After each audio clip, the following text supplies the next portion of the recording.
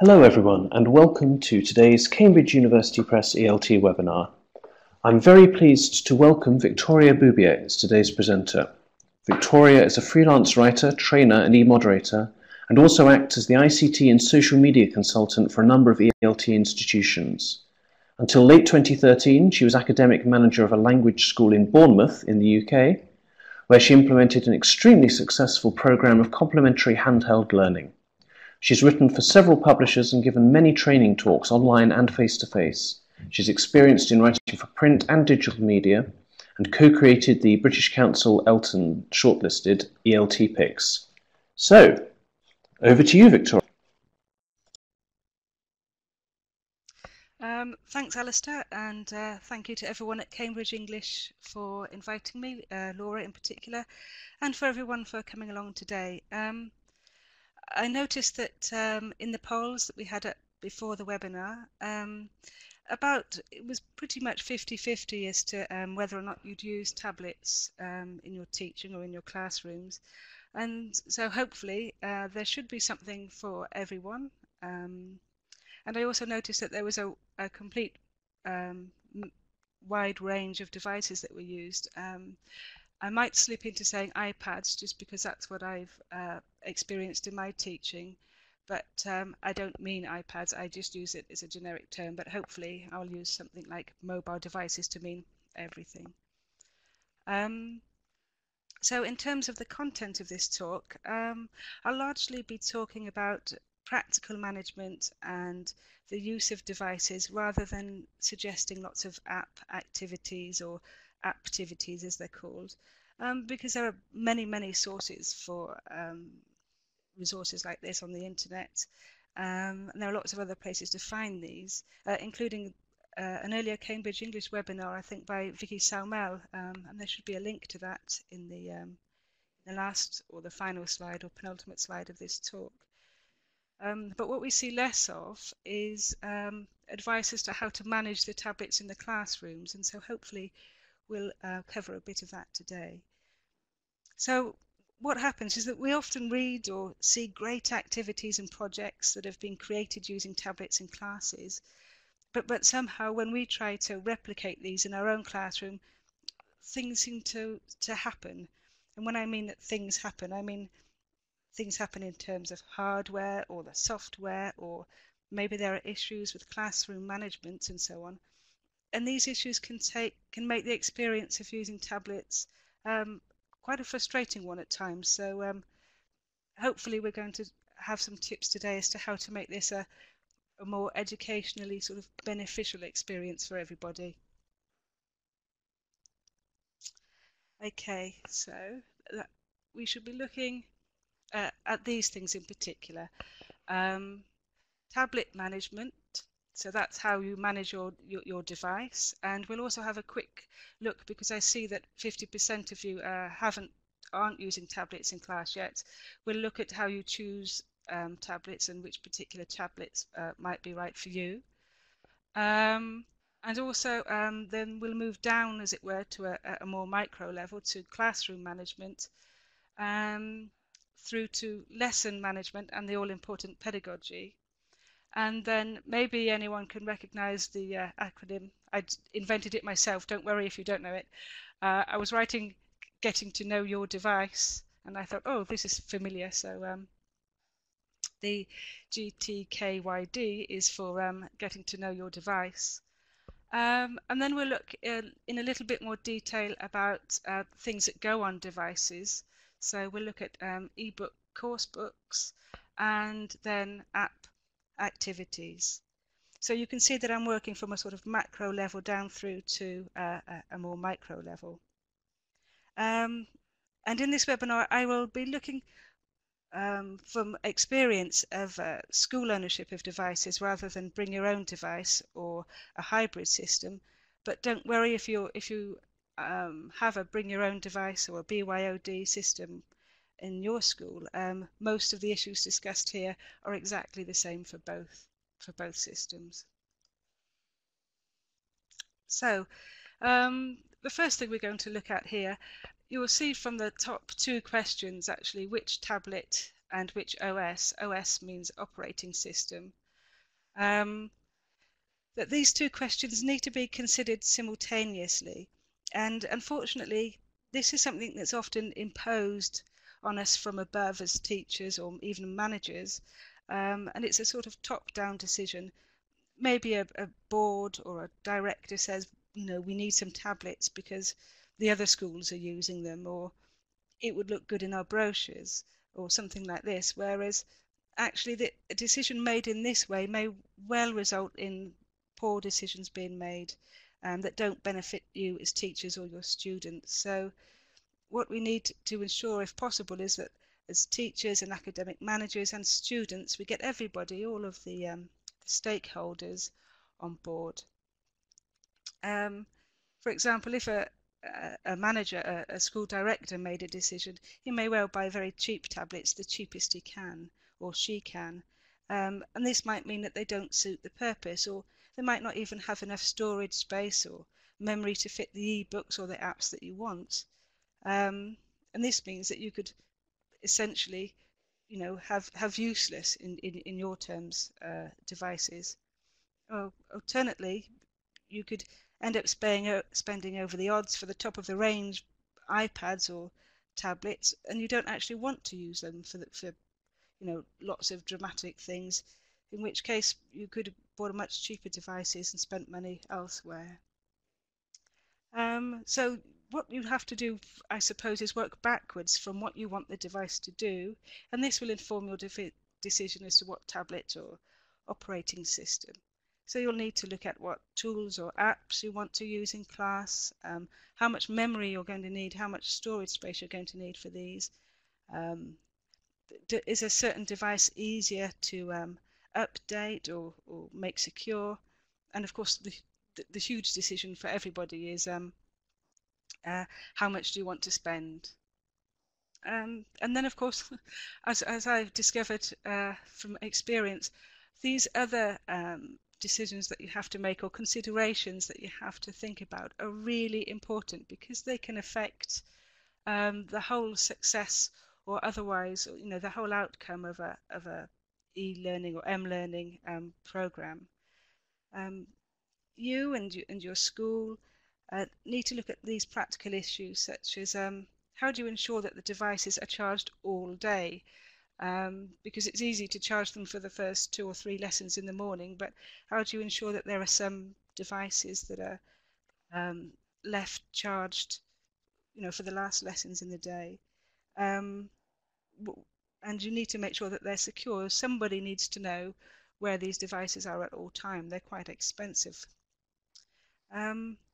Where is the charging going to happen, and who's going to be responsible for it? Are the devices going to be signed out? And if so, say teacher X signs out the devices, but in the quick changeover of class gives them to teacher Y, then who's going to be responsible if anything goes wrong? In other words, there are quite a lot of questions and practical considerations that we need to examine before we embark on a program like this. I suppose one of the best ways to discover how to run a mobile learning program really well is to visit other sort of institutions, teaching institutions that are similar to your own, that already have tablets. How do they get around the system? How do they charge them, keep them safe, and so on? And if you get on very well with some other local institutions, maybe you could observe a couple of lessons even. In my old school, for example, I can remember that we had a manager and at least one teacher from another school in another part of the country came just to observe how things went during a regular day, using iPads. So if you work down this list from the slides, we now have to look at apps and updating and deleting. So all apps and all operating systems will need updating. You might even want to delete them if they don't serve your purpose anymore. And you need to work out who is going to do this and when, and sometimes this can be quite a time-consuming process. I'm not sounding negative at all about all of these things. I think it's brilliant, but I think you need to think about how to do these practical things for the rest of it to work properly, really. Another consideration you might not necessarily think of, but which I discovered quite early, is that you need to keep the screens clean. I really don't like to say, I don't like to think of how some of the screens got in the state that they did when I saw them in my school. So you need to have some sort of protective film on the device, on the screen, and some sort of spray that's going to keep them clean. And again, who's going to do this? Um, the apps. So who's going to decide which apps you have on? You'll find at the beginning of sort of starting a program of learning that teachers have, lots and lots of ideas of which are going to be the best apps. But of course, as we've mentioned, all of these need updating. You might even need to pay for some of them. Are they going to be worth it? Or is it worth paying for a decent version of an app rather than getting a not so good free version maybe? Once you've done this, you've got to really work out your security settings as well, which is actually quite a tricky thing and varies, of course, from device to device. You need to make sure that they aren't so locked down and secure that they're actually useless. But on the other hand, you need to ensure that your students and the school itself is also safe from any of the dangers of the internet, essentially. Or even, if you're using a school credit card to buy apps, be careful that that the credit card information isn't left on this on a device, or at least that it's safe or secure somewhere. And then finally, covers. The picture that you see here on the screen is actually from my school, and these you'll notice that the iPads had really quite chunky covers, and they were very secure, and they also meant that we had a big sticker on each one that differentiated iPad 1 from iPad 2, for example. And this was all really useful because, you might want to email a certain person or a certain iPad. And you also need to know which teachers or which students have which iPad. So a great big sticker with number 1 on it or number 2 is quite useful. Again, as I said, these are all practical considerations, but it's important that these questions are asked and that your views as teachers, and maybe if you're a manager as managers, are made perfectly clear to the directors or whoever is going to buy the devices. Because if these considerations are addressed properly early enough, then hopefully the devices will be more able to meet your pedagogical needs. So now we'll move on to classroom management. You'll see here that this is an area that often really concerns teachers, and I don't think we need to see iPads or mobile devices as a threat, which they often are seen as, or something to worry about in class. I don't think they really should change the chemistry or management of a classroom too much, and hopefully I can add a few helpful tips here today in terms of management. So one question that's often asked is how many devices do I need, or do we need in a class? Do I need one device to one student, or one device to 2 or 3 or maybe more students? I'd say that the most successful activities are actually done using one device between 2 or 3 students, or maybe even more. 3 people can quite easily watch a video or create a cartoon on one tablet device I'm talking about here. And in this way, communication and negotiation is actually necessary for the activity. And the activity doesn't become an introverted sort of heads down one.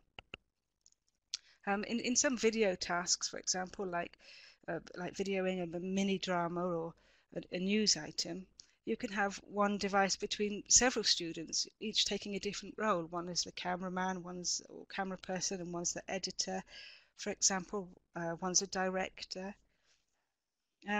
But again, with writing tasks, you may want to switch to a one-to-one if you possibly can, or even have a situation where you have 3 people still doing the writing, but one does the initial writing and later in the process another can do the first edit and then another does the final edit.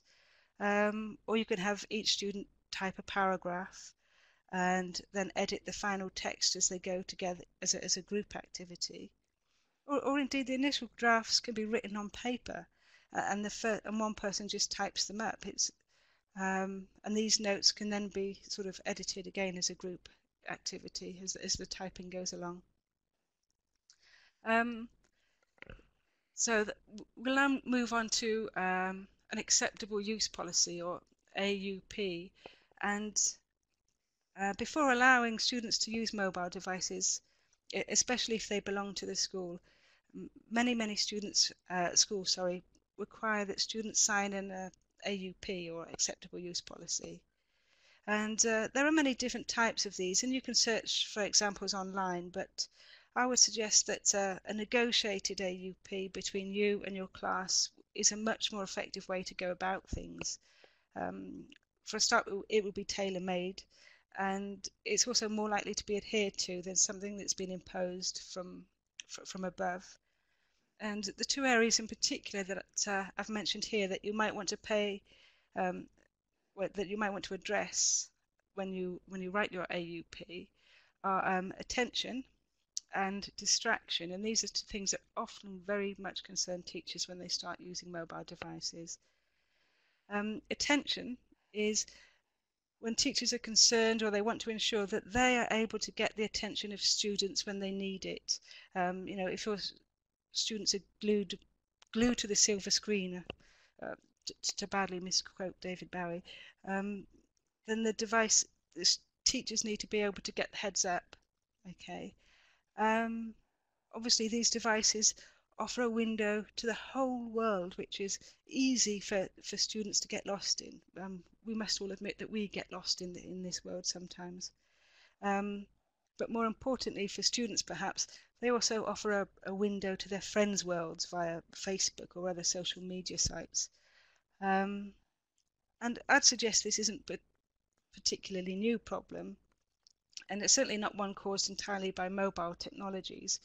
I can remember a classroom when I was teaching in Kalamata in Greece, and there was a student who was particularly quiet, unusually quiet for him actually, in the back of the class, and also he had his coat on, which was unusual for him, and he had a radio in his pocket and an earphone wire that went through his jacket sleeve and into his ear, and he was listening to the water polo results. So that was way before mobile phones and things were popular. So then, as now, the problem is, or should be easily solved really by decent classroom management techniques.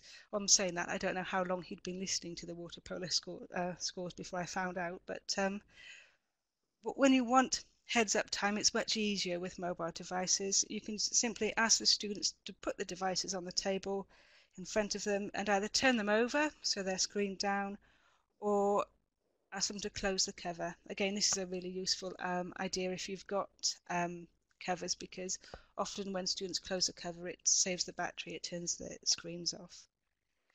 And the second thing that often concerns teachers is distraction. Now, whether your students are working on their devices, and this makes it a bit more difficult for you to monitor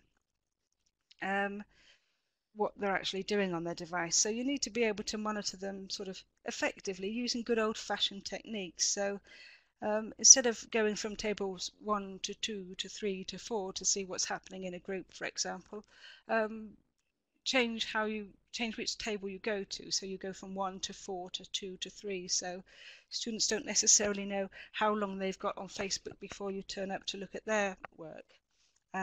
So change the order perhaps of how you monitor your students. But in addition to this, you might want to decide to take a more drastic step. You might want to change the device settings so that typical distractions such as social media sites aren't actually available to students, and this can be quite easily done usually with most devices.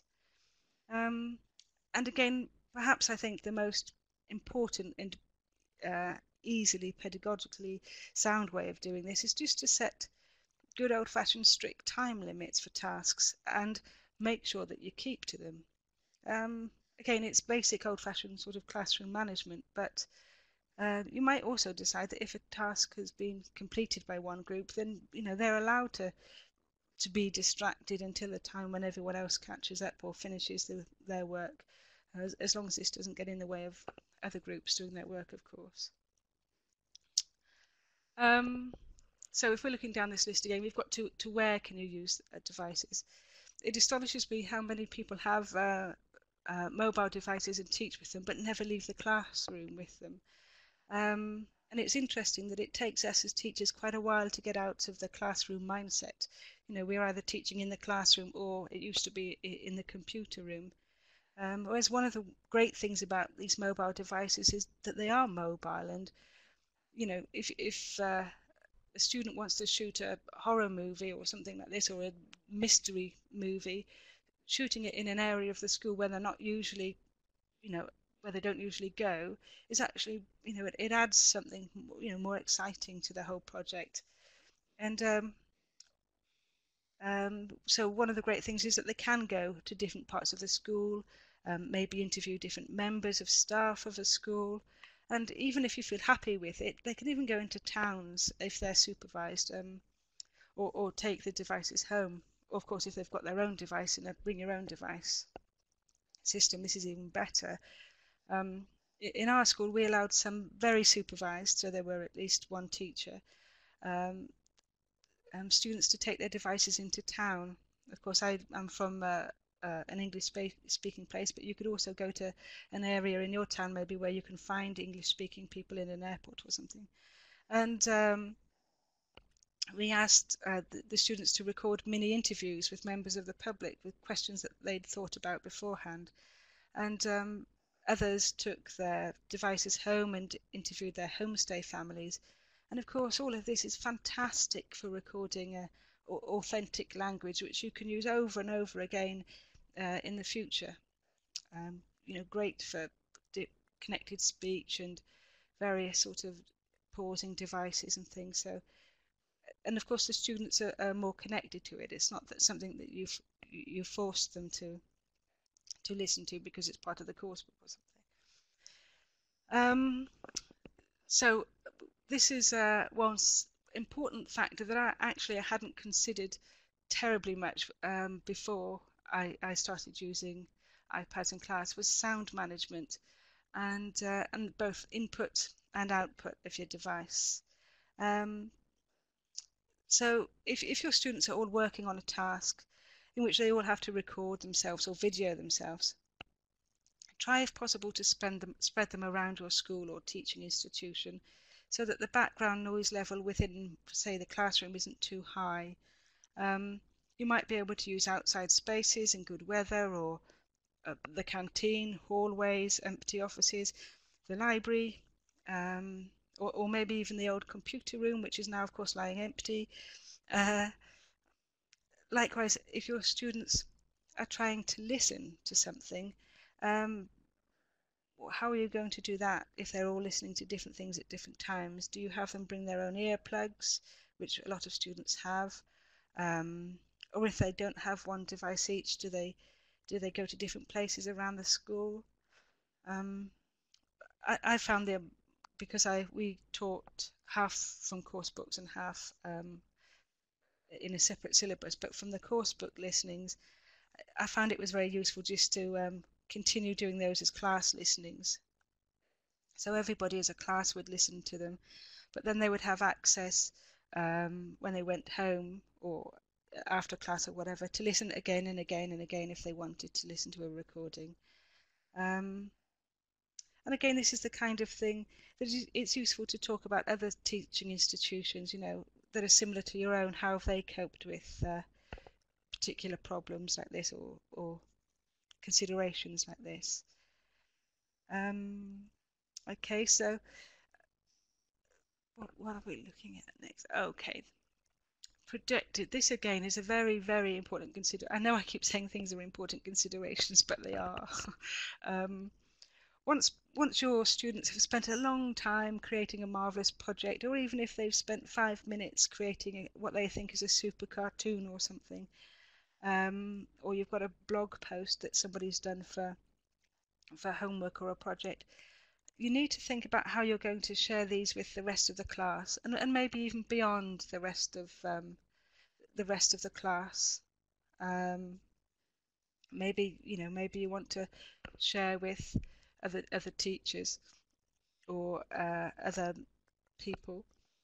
Okay. You have to think about, are you going to do you want to get an app which you're going to mirror the device, or are you going to use maybe Apple TV if you've got iPads? I notice that quite a lot of you have iPads. Or are you going to do, which I decided to do in the end just because I considered it more reliable, are you going to use cables or connectors to a big screen or IWB or something that or monitor that the whole class can use? Another important factor here to consider, and maybe add this to your acceptable use policy, is how should devices be left after use? Do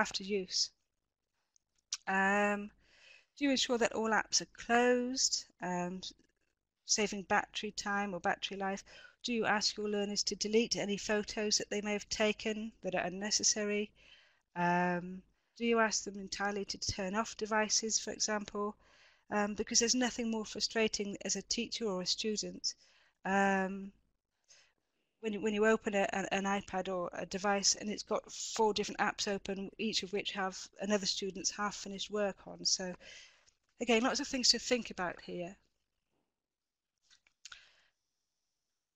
Okay.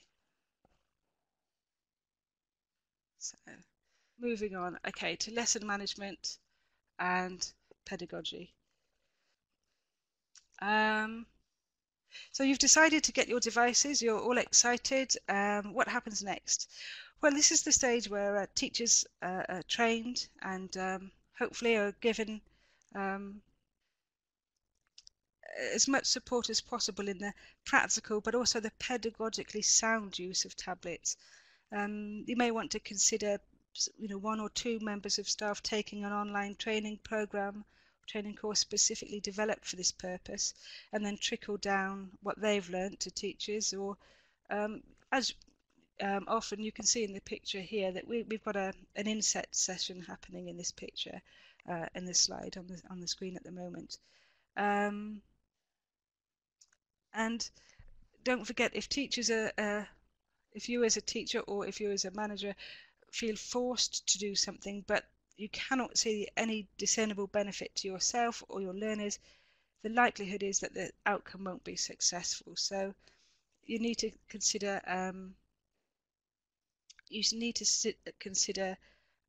how this training goes about quite carefully.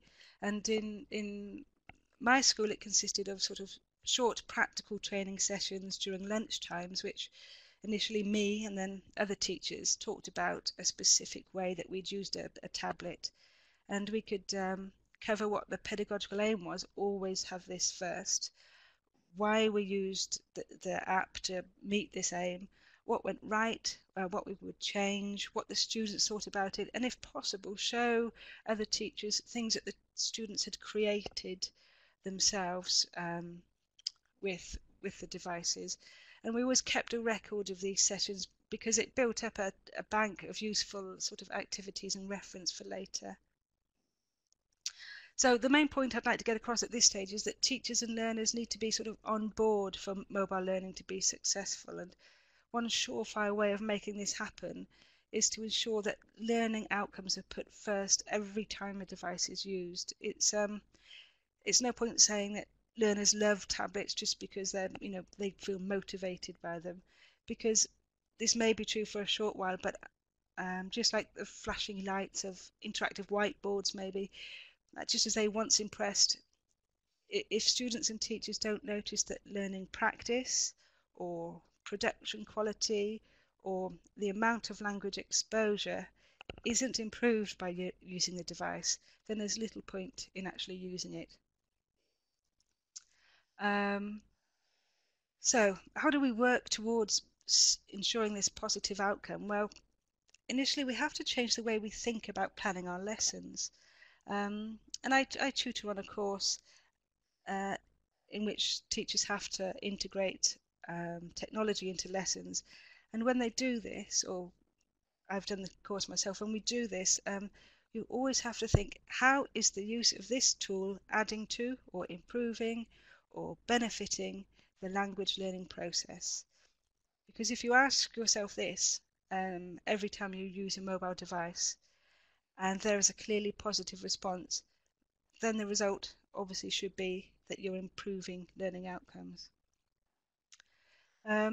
You may want to actually practically change the way that you lesson plan or that you write lesson plans. For example, you could add an extra column which would be like a heads up, heads down activity, so that you can note whether an activity that you've chosen is a heads up one or a heads down, so that you don't have too many introverted looking down at your device activities. Also remember to add at the end of a lesson how much time it's going to take to close down apps and devices. Another vital stage of implementing good use of mobile device is the constant appraisal of tools before you install them and after they're installed. This is similar to other ways that you sort of appraise a course book or whatever, something like this, but is a very, very useful activity to do, and also useful for students because it will make them more aware and critical of sort of autonomous learning tools. So this is an example of an evaluation document. There are many of these that you can find again online, and this would just be something that I came up with, but you can think of different categories to suit your area. And again, if you do this, and if your teachers do this after using a new tool, think about the feedback. Does the feedback of the tool just say yes or no, or does it benefit the students in some way? Is there any differentiation available in through the use of the tool that you're using? Is it flexible? Is it flexible for purpose? Maybe you can do speaking and writing exercises, or maybe you can change levels. Again, is it usable? Is the tool usable? Easy to launch or navigate? Are the results shareable? Of course, this is vital. And are authenticity, are the skills practiced in an authentic way? These are all things that you can consider when you evaluate tools. And again, as I said, it's a very useful thing for your teachers and students to do. So when you get to know your device, the teachers have to know the device too. And the most important things here are things that I've written here, and maybe they seem obvious, but actually they're not obvious. And especially if you've got a bring your own device policy, it's quite handy for teachers to bring in their own devices and to learn these basic things on different devices. You need to know how to turn on, close down, delete files. You see, you can get away with deleting files, with not deleting files for a long time, but actually it will, in the end, memories of devices do fill up. So you want to know how to have decent household sort of management, decent housekeeping. Control volume, brightness, manage the Wi-Fi connection. Again, this is more important if we're talking in terms of bring your own device. Open and close apps, and by close apps I mean properly close the apps, not just close the case and then it's off, isn't it? Again, simple things, but take photos, make videos, create text, and then share all of these things. And then also how to search the device, especially as you get more and more apps and files. These are basic things you want your teachers to be able to do before you let devices loose on class. So we've got a simple get to know your device activity here. again, there's no point in giving everybody reams of paper to read through. I think we've got to actually get your hands dirty, as it were, to learn how these devices work. And so I think the idea of having activities that teachers do first to get to know devices is quite useful. So here you'll see a picture of me. That's what I look like. And I've made this using an app called Photo Funnier, which is free across all devices, and you can actually use it on the web as well. And I've inserted a picture of myself, and I've written some text on the top. Okay, and this is again from Photo Funnier, and all of the things you need to do this are quite simple. Okay, so in a training session, what you could do is have something like this. You ask your teachers to take a portrait photo of your partner, open the app, create the image using the app, and save the image, so you can see that they're learning to use or having to use some of the basic skills that we mentioned before. Then write an email describing what the Photo Funnier image shows. Again, this is useful if you're doing it with your students because they're actually having to use some language here. Attach a photo, then they're having to delete the image that they used originally. So good housekeeping here. Take a screenshot and then send a message. So there are lots of things to do here. But they're all simple and they're all in little chunks.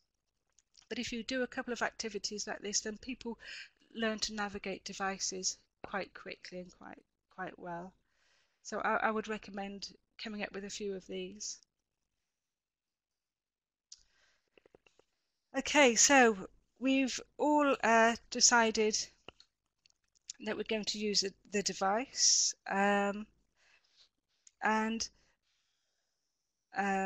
what we want to do now is look at other things that we can put on the device. Now, I'm a huge fan, I don't know if many of you know this, but I'm a huge fan of graded readers and graded reading. And there have been some excellent graded reader ebooks available for quite a while now. As with anything, apps, ebooks, do check them if possible before. Have a look at a sample because the quality is hugely varied. But now course books, so like student books such as this, are catching up, and in some extent, some instances have actually caught up, and you've got a really nice selection of multimedia input and output. And I've written reports on lots and lots of e-student books. So again, I think that Alistair may mention afterwards, but I know that there's a sample if you go to the Cambridge bookshelf, for example, of a unit of one of these ebooks, and you can get to see how they work. As I say, I'm not going to talk about the minutiae or how individual course books work, but I'll talk you through some nice sort of activities that you can do when you do start using ebooks. So this one that we're looking at here is Face to Face. It's a book that many of you are familiar with as a paper book.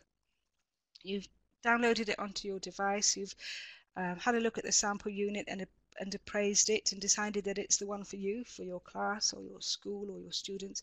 So what comes next in terms of teaching? Well, this is what comes next, really. You need to get to know the book. Are the features the same on different platforms? How do you find the book on your device? Not necessarily something that you've used before or done before. How do you navigate the book? How do you use the built-in tools? These things will change with different devices. How do you turn...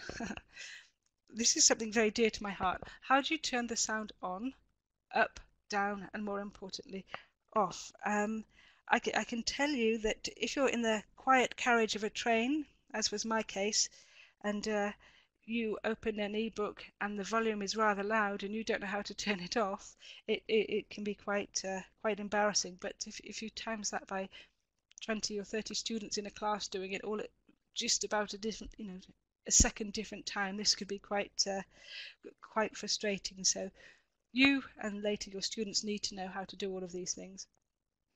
And I know it sounds obvious, but how to close the book. Okay.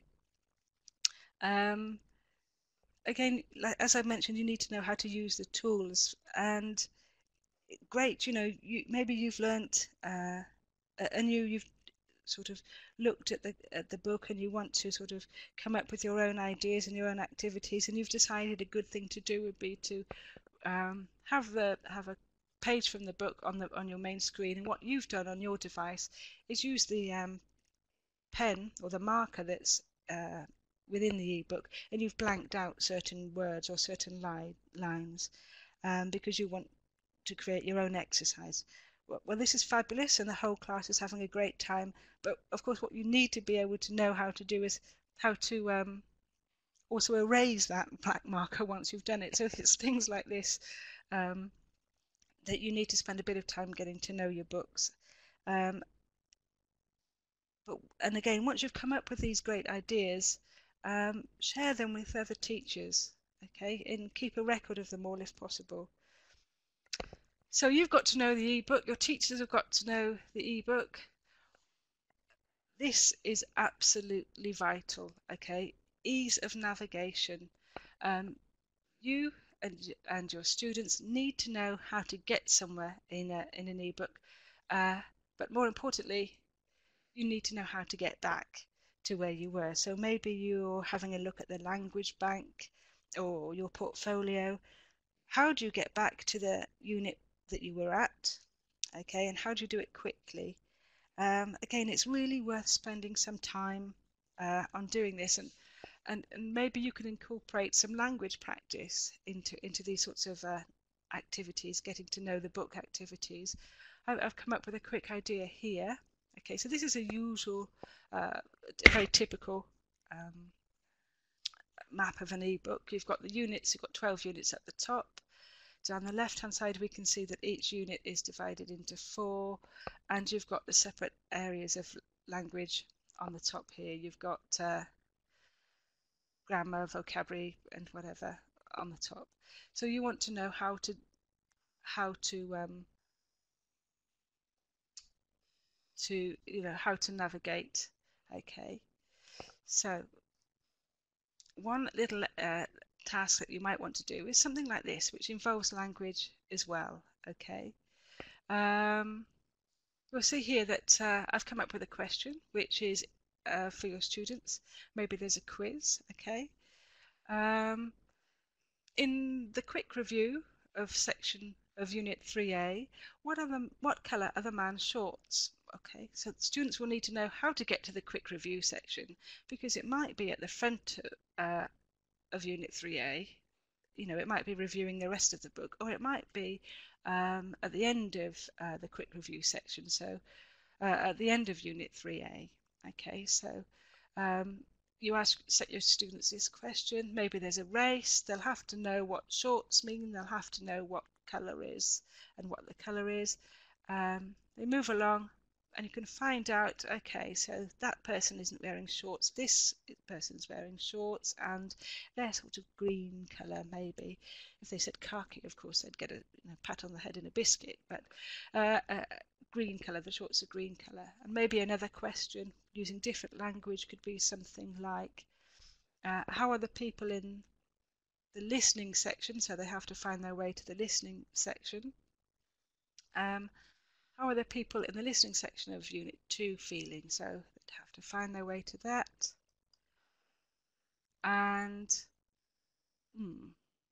again, depends on the level of language. They could be tired, bored, frustrated.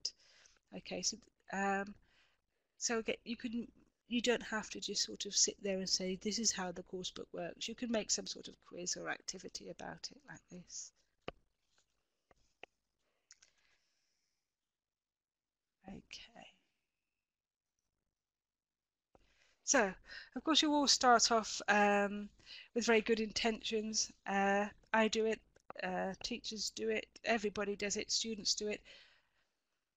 Every ebook, or every decent ebook, will have a get to know the book section at the beginning.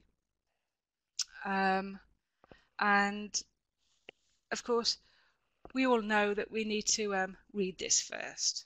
Okay, and we read it through with our students. It tells us how to save answers, how to display correct answers, how to load your saved answers. Oh yes, it also shows you how to get to how to navigate and things. But what you have to be prepared for is you have to be prepared for everyone to ignore it because this is this is what happens. Okay, we're all too excited. We want to get into the book, basically. A really nice idea maybe to have something like this projected, or a poster of this in class all of the time, so the basics are there. But essentially, what you want to be able to do is to use some of these ideas as well when you're starting using a new course book. Okay, students might be tech comfy, we say. Okay, but they might not necessarily know this ebook and these tools, okay, and how they're working. So initially, when you're doing activities, mirror them, by which you can do this with leads and cables. You don't have to do it with Wi-Fi, but mirror the activities so they're on a big screen and talk through them initially. Okay. Also, be prepared for everything to take a little bit longer at first, and take this into consideration when you're writing your lesson plans. If you do have tech comfy students that know and can navigate the book really simply, share them out between the rest of the class. This might be their chance to shine. They might not be at the top of the class in terms of their language ability, but this might be, it's their chance to, as I say, to shine. And again, monitor, by which I don't mean the noun monitor, but monitor as in the good old-fashioned walking around the class checking if everybody's okay. Okay, so you've got the course book, everyone knows how to use it. Now you can think about supplementing the course book, just as you would a paper course book. Here what I've done is I've created a cartoon, and I've used Strip Designer, but you can use many other sort of cartoons. And I will have sent this to every single device. So all of the students have this picture, and all they need to do, and it would take seconds, is open a cartoon app and insert this picture. And then what they would have to do is create an interesting or exciting text. They could have it in a text bubble like this. They could have a reply, so maybe the tortoise is replying. They could have a thought bubble, and give the students a bit of time to think about the very, very best text that they can think of. Okay, and then once they've done it, they can share their results with the rest of the class, as I've mentioned before. So mine would be not very good, but mine would be this: I like your new mobile home, very spacious. Okay, and if your students have done something that's particularly good, you might be able to share it with put it on the class blog perhaps, or even have it put in the school newsletter or something like this next time. Again, if you've created a comic strip with maybe 3 or 4 pictures like this as part of a comic strip, then you can keep these for later, and they make great input. So they'd be useful for reported speech, maybe reporting verbs. Think about how a snail might talk. It's not going to talk in a particularly fast way. Maybe it's going to slur. So think about different ways that you can use these things that students have created themselves in the future. So I wouldn't just randomly come up with a picture like this. This, of course, is going to be the lead into, so this is Unit 2A of the face-to-face course book. And we discover what the snail is actually saying is, slow down, what's the hurry? Okay, so it's a nice way of introducing the unit. Okay, now another app which I find absolutely splendid, and of course I like to on the whole go for free apps, are QR codes and QR readers. QR stands for quick response, and you might have seen these codes. You might use them already in class, or seen these codes all over the place. And basically what they do is if you have a scanner on your smartphone or iPad or mobile device, and you can read or scan this picture, it will take you to, it could take you to a URL, so a different website, or maybe it will take you to pictures or a PDF.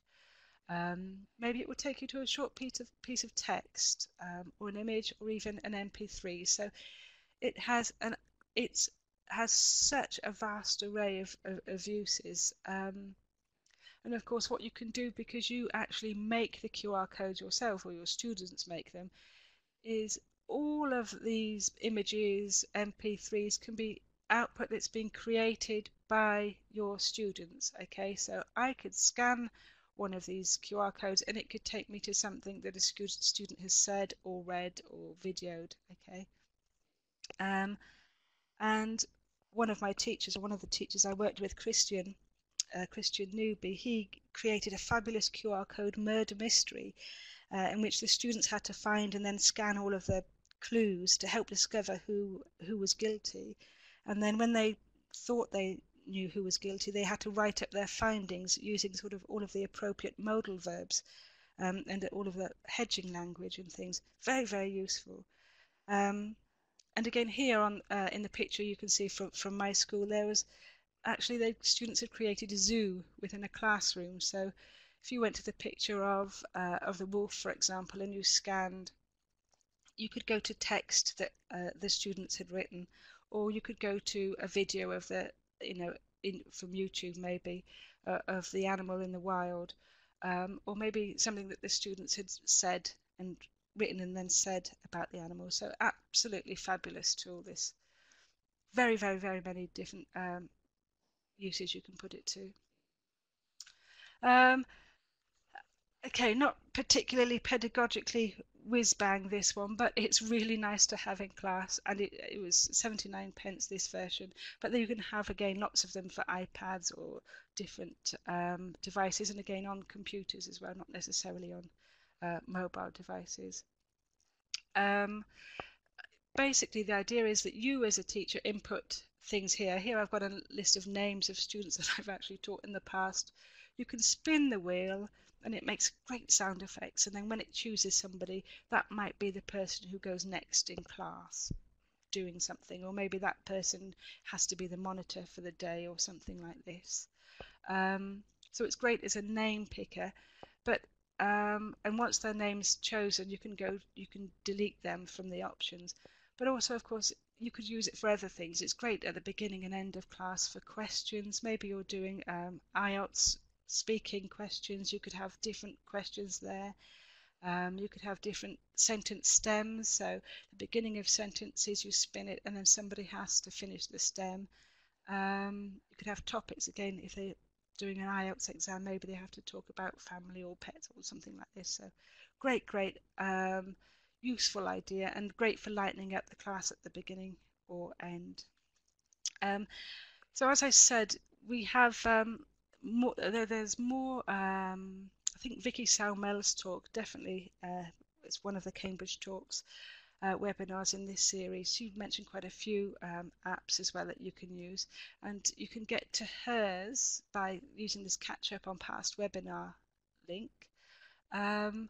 And otherwise, I think I'm finished. I can I'm open for questions now. I hope you haven't asked me anything particularly too difficult. And here we are. Brilliant. Well, thank you very much, Victoria.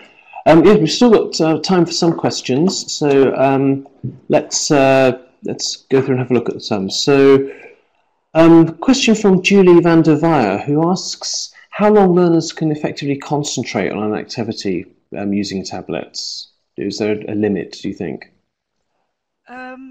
No, I think it depends exactly as it does with other sort of input. Um, if they're reading, they might want to concentrate for 20 minutes reading something difficult, or if they're watching a video. But I think it depends entirely on the task. If you're thinking about doing a project, of course, this could take quite a long time. Mm. Um, it is very difficult to say that. I don't actually think that you want to spend too much class time with individual students looking down at apps.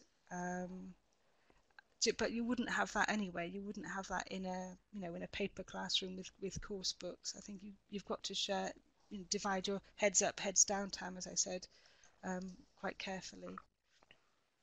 Okay, thanks. Lots of interest in QR codes. Did you mention a particular app you'd recommend for QR codes? It really depends on your device. I think mine is simply called Scan.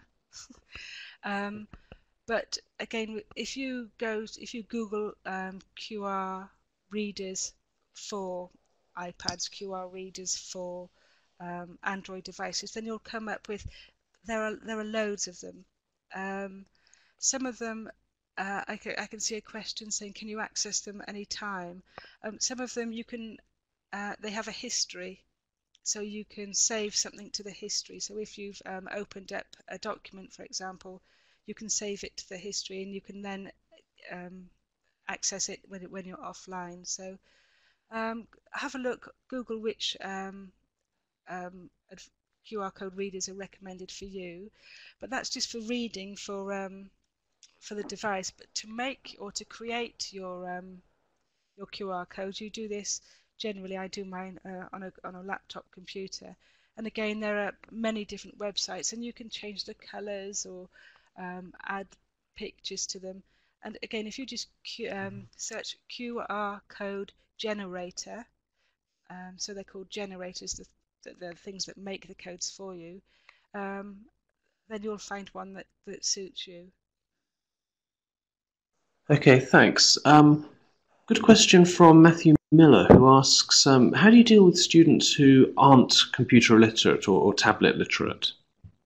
Well, this is something that I said right from the very beginning. It's you have to introduce before you're thinking of even introducing a course book, you have to spend a lot of time getting to know the device itself. As I said, really basic things. Don't assume anything. Don't assume that a student's opened a device before, or that the device is similar to yours.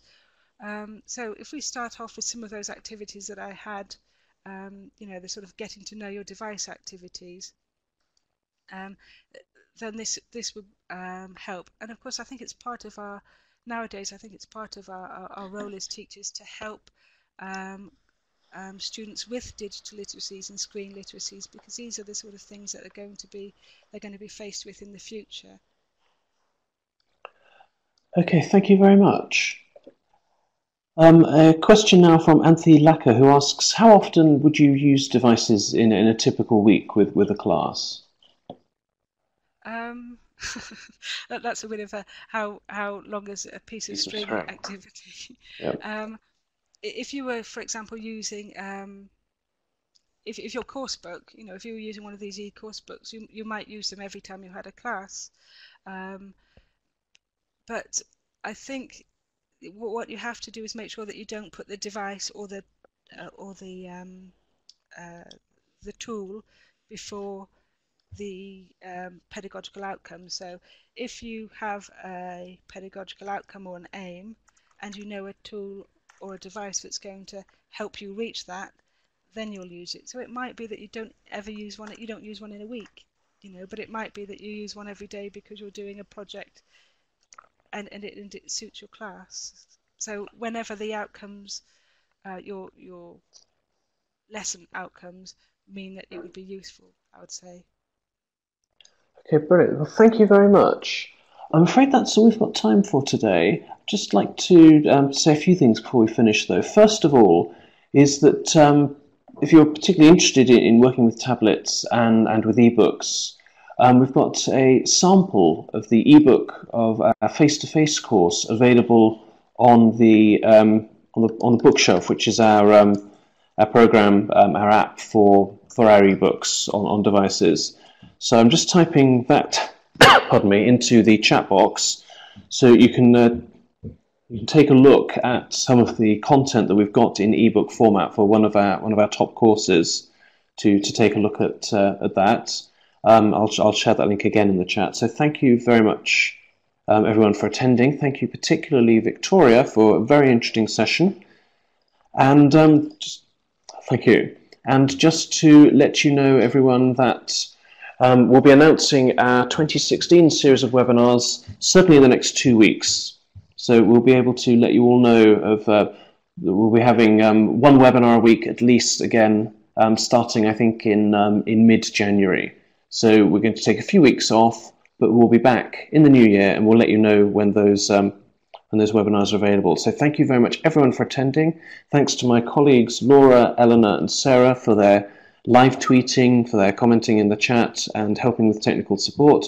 And thank you most of all to Victoria for a really interesting session. Thanks, everybody, and have a great end of the year.